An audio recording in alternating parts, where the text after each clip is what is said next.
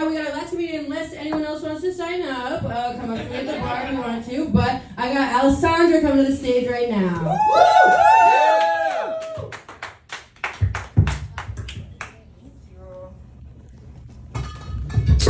Hello. Good evening, Woods.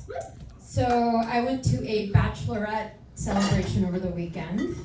It was fun.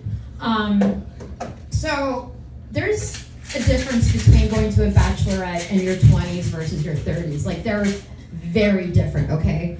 In your 20s, it's like you and a bunch of girls probably like in Vegas or like Miami.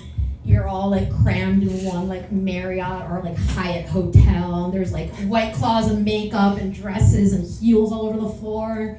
You know, you're doing shots and you're dancing. One girl's puking at the end of the night. One girl loses her phone, but it's okay. You know, and then and then at the end of the trip, there's like a misunderstanding about how much things cost, and inevitably, friendships get ruined, and then you're down a couple bridesmaids. So that's in your 20s. But in your 30s, you know, you rent an Airbnb. You go to Sonoma. Everybody has their own room. Quiet. We're in bed before 11. The conversations are about like egg freezing and your children and, you know, like your career. So very, very different vibe, but it was great nonetheless. So we go out for dinner.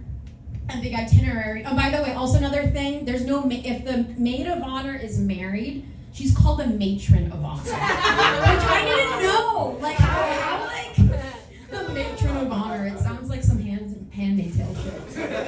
But anyway, so the matron of honor put together a wonderful itinerary. We got tapas, and then afterwards we were supposed to go to like a nice, like, quaint, chill bar, like a cocktail place. But it ended up being like, oops, like, DJ dancing, and we're like, you know what, this is fun. And like true elder millennial fashion, we love that they were playing like apple bun jeans, the fur, like, okay, we'll get down with this. So we're having fun, we're dancing, and then we had a little table, and then it was, 11 o'clock. I was like late, that was like pushing it for us. Like, there were some girls that were like, I normally don't stay out this late, I go to bed at 9 because of my job. So we were gathering our purses and whatnot, and then this guy, we'll call him Jake, because that's his name. Jake approaches our table, and he's like, which one of you ladies is single? And without hesitation, all the girls in this group just point at me. They all point at me. Like, I was a sacrificial lamb for the bachelorette group, okay? I was the only, again, we were women, we're not girls. I was the only single one. They all were like, she's single. And he was like, okay, do you want to come dance? And I was like, why not, Jake? So Jake and I go to the dance floor. He has his arms around me. He's like, you're really beautiful. I'm like, thanks. So then he offers me a sip of his drink. He's like, it's a vodka soda. And I'm like, no, thank you, I don't drink. And he's like, oh, like, thinking that I'm in recovery. He's like, was it like alcohol or cocaine? Cocaine your thing? I'm like, no, I just don't drink, And then I started talking about medication on the dance floor.